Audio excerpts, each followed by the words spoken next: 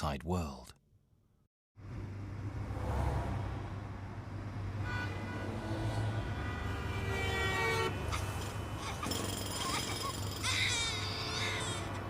At this age, even a simple trip to the supermarket is a sensory overload.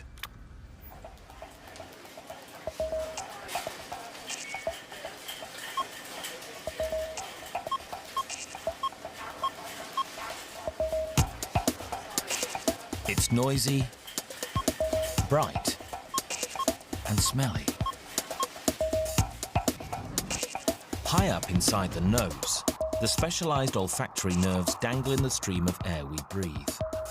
They detect chemicals and send an electrical signal to the brain. Our brain interprets the signals as smells. Our sense of smell is very sensitive. We quickly learn to recognize smells and can identify our mother with our nose.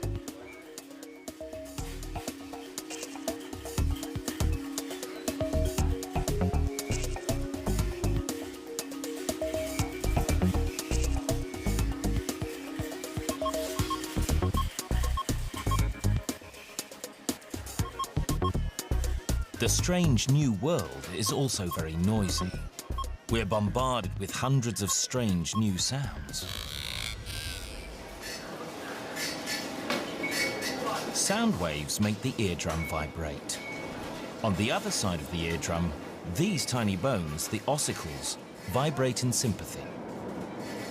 They're the smallest 3 bones in our body. They are so small they could fit on a fingertip.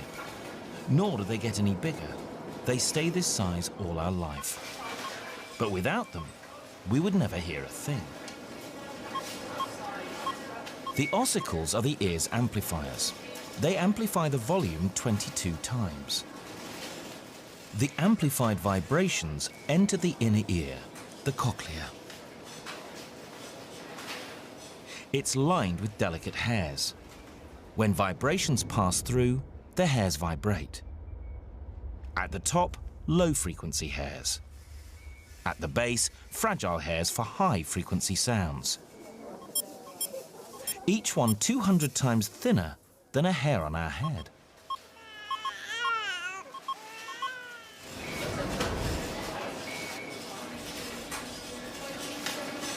Over time, loud noises will damage these hairs. But at this age, they are perfect. Our hearing will never be this good again.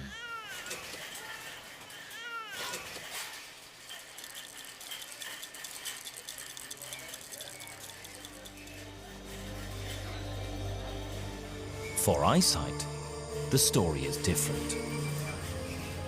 The world is blurred and without color. Our eyes are underdeveloped.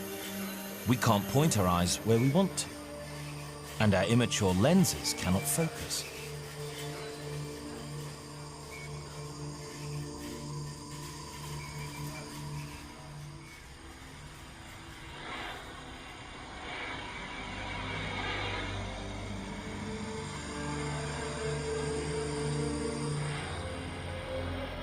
The lens flips the image it receives. Our brains correct the image later.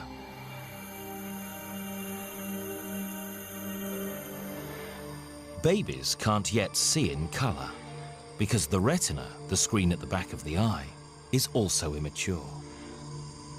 The retina has 2 types of special cells, rods and cones. They turn light into electrical signals. The ones that detect color, the cones, are still developing, so we see mostly in black and white. From the retina, the signals travel along 2 thick nerves to the back of the brain, where we process visual information.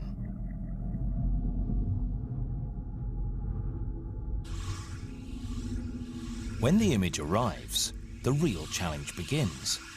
Our immature brain hasn't yet learned to interpret the data.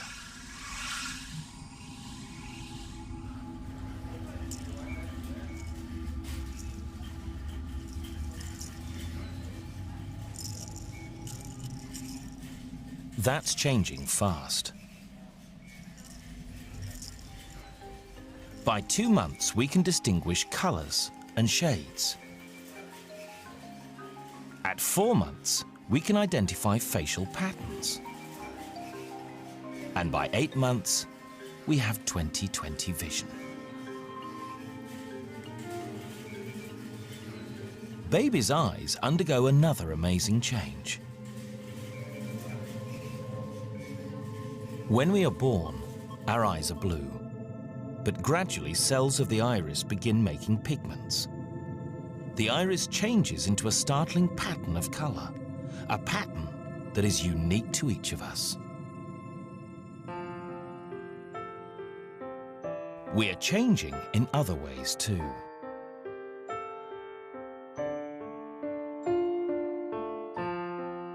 Over the first 3 months, we grow by 1/4 our original body weight every month. Fortunately, that growth rate slows. If it didn't, we would all weigh a frightening 134 tons by our 4th birthday. Around the same as a blue whale.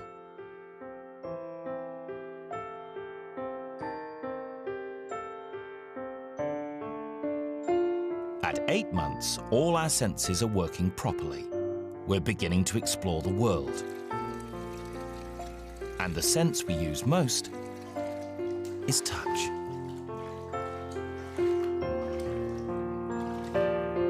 When we touch something, receptors in our fingertips send electrical impulses through sensory nerves in our skin, up our arms, along the spinal cord, and into the brain. The impulses travel fast, 320 kilometers per hour. Sometimes even this is too slow. The body reacts to painful sensations, like extreme heat, by taking a shortcut. The spinal cord intercepts pain messages and immediately sends back a reflex response, and we move our hand away.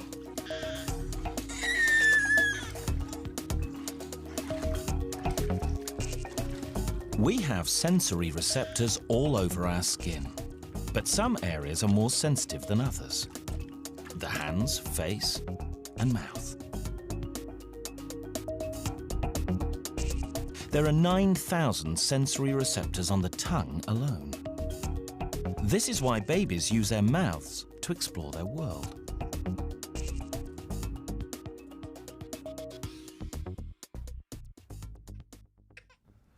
There's another reason for all that gnawing. Our baby teeth are coming through.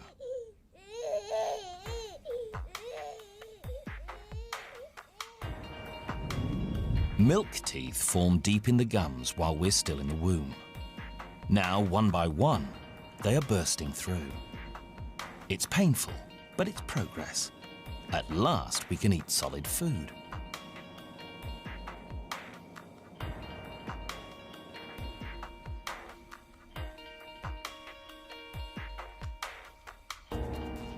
Digestion starts in the mouth. The teeth grind up the food.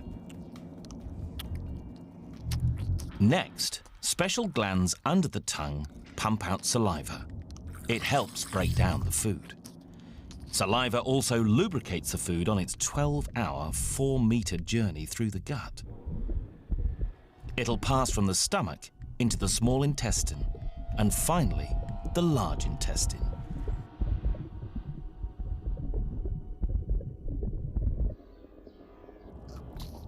Waves of contracting muscle keep our food moving throughout the journey in a process called peristalsis.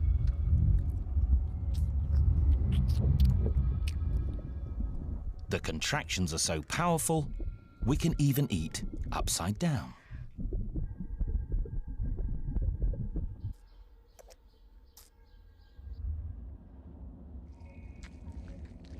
This is a unique view of where the food is heading. For the first time, a new camera shows a high-definition view of the journey to our stomach.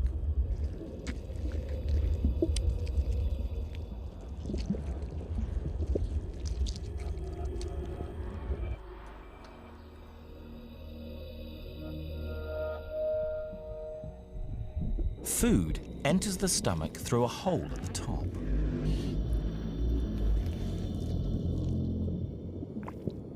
The stomach is a bag of muscle. It churns, squashes and squeezes the food into liquid. At the same time, acid breaks down the food.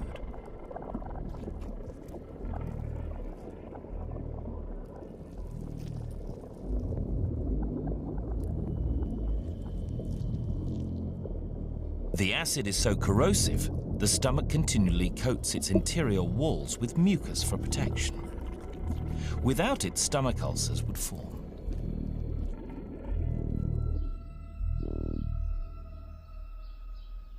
After about an hour, the stomach squeezes the broken down food through a tiny hole called the pyloric sphincter.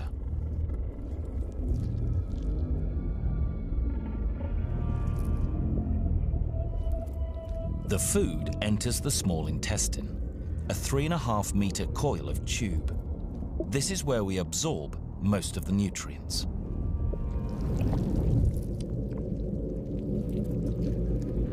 First, the pancreas pumps out a juice that neutralizes the stomach acid. Then bile from the liver breaks down the fats into tiny droplets. Smaller droplets are easier for the intestine to absorb.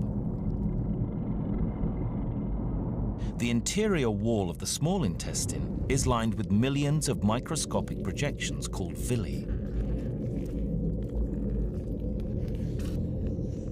These increase the surface area of the gut, making it easier to absorb nutrients. After an hour and a half, the small intestine has absorbed most of the nutrients from the food. What's left enters the large intestine through this, the ileocecal sphincter. It's a valve that prevents our food going back.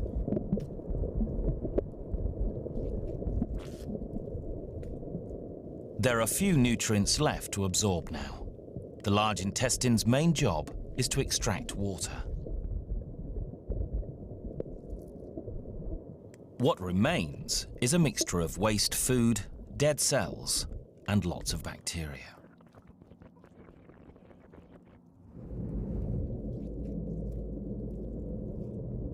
These bacteria in the large intestine aren't an infection.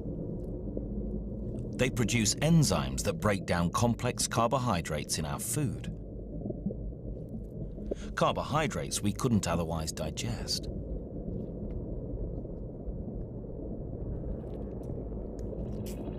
Finally, after about 12 hours, we expel what remains of the meal.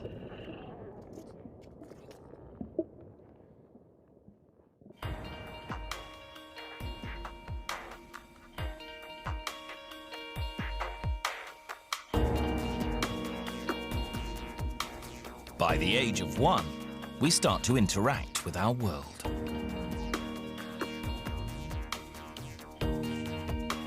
We are more independent from our mother. And now we can crawl, we begin to explore the world on our own. We can crawl because our bones have got stronger. They need to be. We're getting pretty heavy.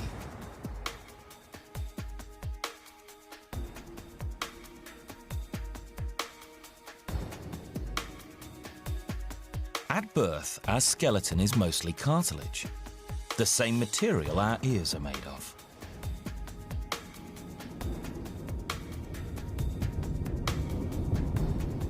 Cartilage is flexible. It's what enables us to squeeze through the birth canal.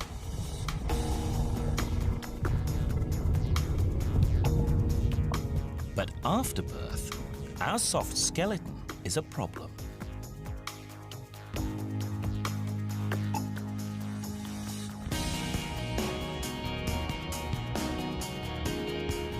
Cartilage is too weak to support the growing body and protect vital organs.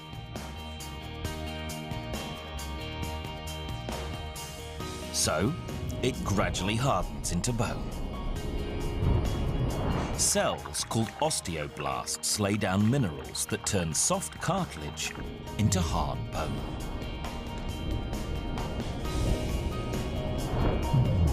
Some bones also fuse together. When we are born, we have gaps between the plates of our skull.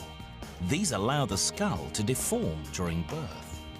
Through our first year, these gaps called fontanelles gradually close until our skull is finally complete.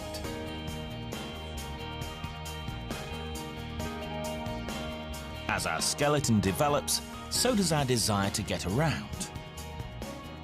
We're about to hit one of the major milestones in our life: learning to walk. The key to walking isn't strength, it's balance. And the secret to standing is hidden deep inside the ears.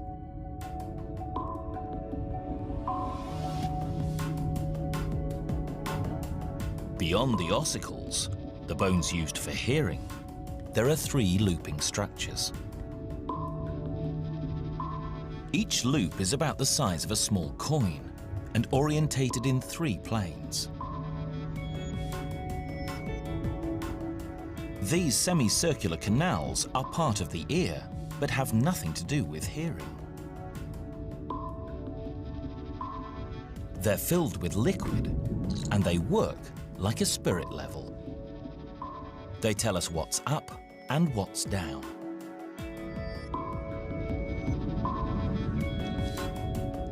The liquid inside sloshes against sensory hairs lining the tubes. The hairs send data to our brain about how we are oriented and our direction of movement.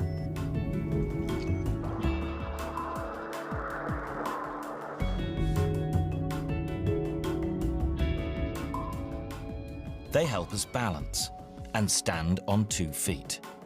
And once we've mastered balance, we're one step closer to learning to walk.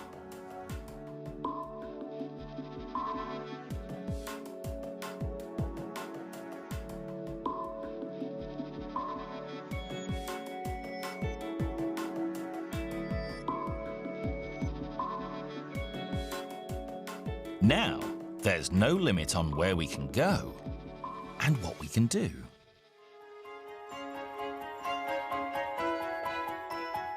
From a baby to a toddler, we're about to begin our formative years. A time when we will put our growing brain and developing immune system to the test. From infancy to childhood, we're still growing fast and learning to stand on our own 2 feet. Next is a uniquely human challenge: learning to talk.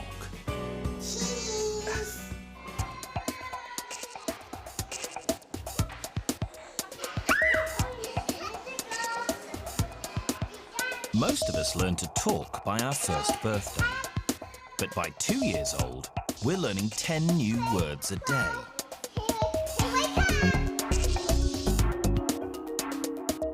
This is the Broca's area, the region at the side of the brain involved in processing language.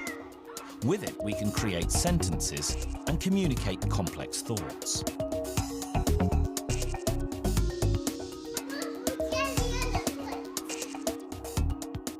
Language is what separates us from other animals. By talking, we can exchange thoughts and ideas. We can teach our children not just by showing, but by telling.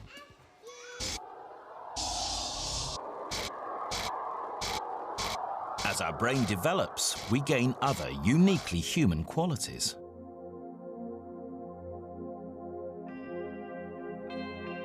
We're aware of our own identity and individuality. We learn to think for ourselves.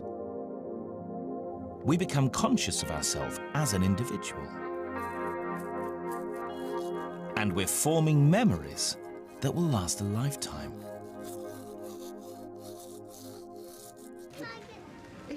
it's going to look like a lovely... Human childhood is unique.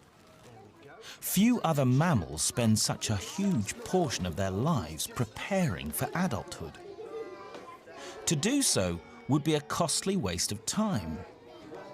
By the equivalent age in their lifespan, most mammals, like dogs, would already be reproducing.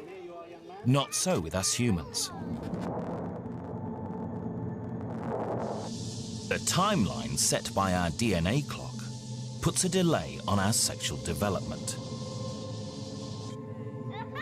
to give us enough time for one thing: learning. It takes well over a decade to learn the complex skills we need to become adults and eventually parents ourselves. Throughout childhood, we are primed to learn. Our brain is a mass of 100 billion nerve cells called neurons. Between them, they generate enough electricity to keep a light bulb burning for a day. The neurons communicate using electric impulses. Each impulse is a tiny fraction of a thought and memory. When we hear a new word, our ears convert the sound into electrical impulses in our brain. The brain can learn because the connections between the brain cells, the neurons, aren't permanent. The brain rewires itself. The neurons send out tendrils, constantly forming new connections. Where they meet is a synapse. Chemicals called neurotransmitters bridge the gap to allow the impulse to continue the chain. The new connections form a pattern, a new memory. We learn by making new connections between brain cells and then reinforcing them through repetition. The stronger the reinforcement, the more likely the memory will stick.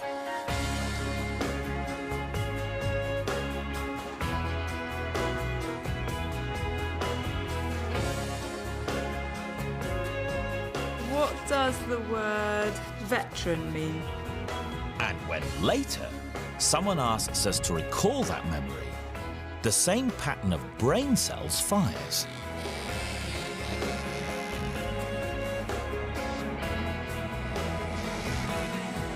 And we remember the answer. Miss. Because the brain grows quickly in childhood, millions of new connections are being made all the time, making this the perfect time to learn.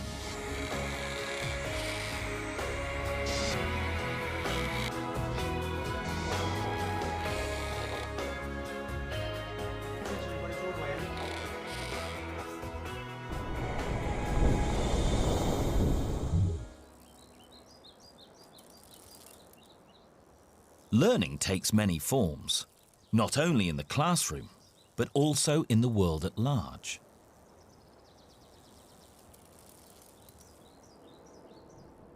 We learn by experience, and sometimes these experiences are unpleasant. Because we're programmed to try out new things when we're young, we take risks with our body. Fortunately, it's a finely tuned machine, capable of repairing itself when injured. A cut knee is part of childhood. As soon as the skin is broken, the body's repair mechanism swings into action. Blood capillaries constrict to reduce their diameter and slow the bleeding. Next, platelets, a type of blood cell, make the blood in the cut become viscous and clot.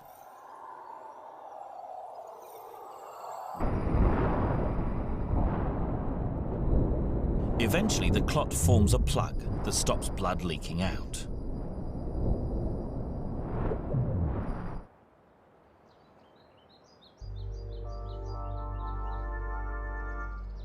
Our cells multiply at a prolific rate, not only to increase the number of cells in the body, but also to replace worn-out tissue with newer, stronger, bigger versions.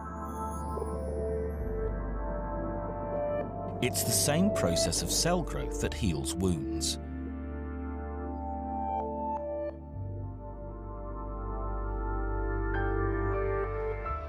In fact, we're so good at healing in our youth, even the scar disappears.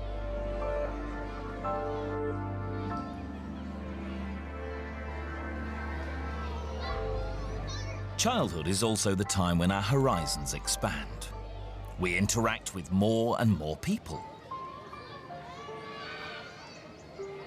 But this increased sociability exposes us to an increased risk of infection. Fortunately, our body has an arsenal of defenses against germs. Eyebrows and eyelashes, ear hairs and nasal hairs catch airborne bacteria. Sweat, tears and mucus wash them off. And skin constantly sheds its top layer of cells, taking bacteria with it. The mouth is especially vulnerable. Recent discoveries have shown that pathogens found here are so potent that if they ended up in vital organs like the heart, they could even prove fatal. Fortunately, the body has a secret weapon. Saliva contains lysozyme, an enzyme specially developed to destroy bacteria. Though tiny, saliva glands create nearly 1.5 liters of saliva every day.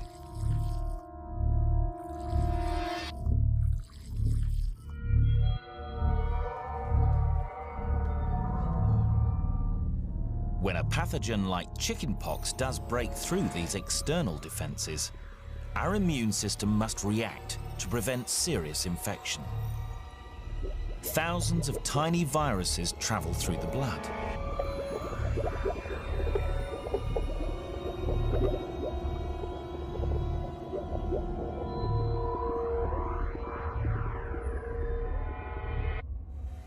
The virus hijacks a cell and manufactures thousands of copies of itself.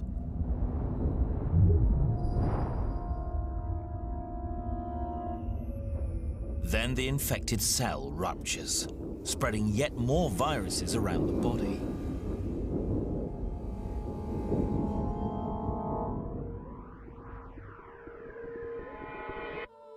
The outward signs of chickenpox are a rash and a high temperature.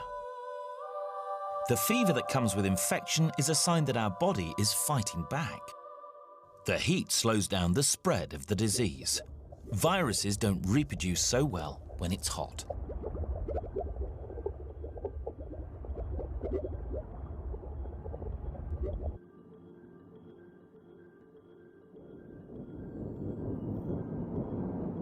The immune system kicks into action. White blood cells latch onto the infected cells and pump in poisonous proteins. It kills the cell, but it kills the viruses too.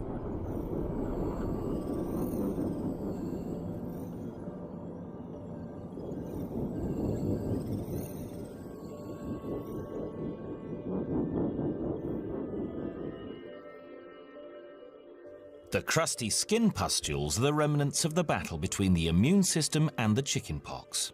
Each one contains cell debris and thousands of dead viruses.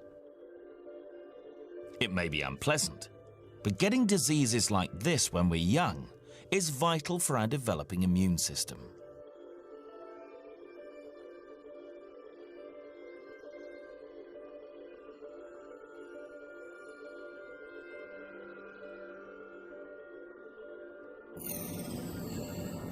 Our body creates memory molecules against the virus's antibodies. We used to rely on antibodies from our mother's milk. Now, we make our own.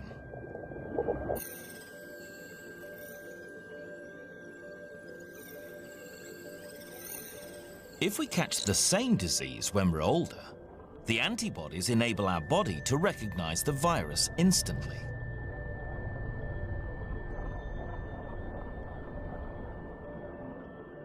White blood cells wipe it out before it ever takes hold. This makes childhood the ideal time for vaccination.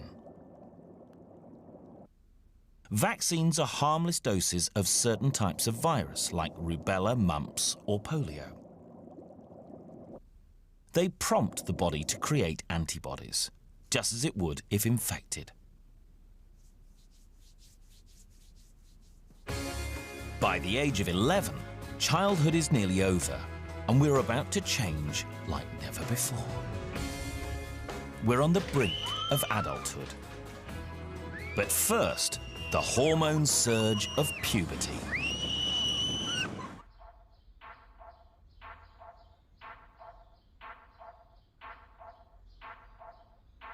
Puberty doesn't stick to a schedule. It begins at any time, depending on our DNA clock, our lifestyle, even our diet.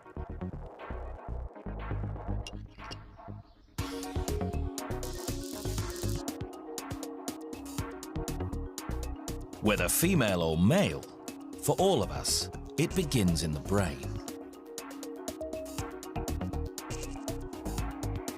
At the base, the hypothalamus, the same region that controls our body temperature.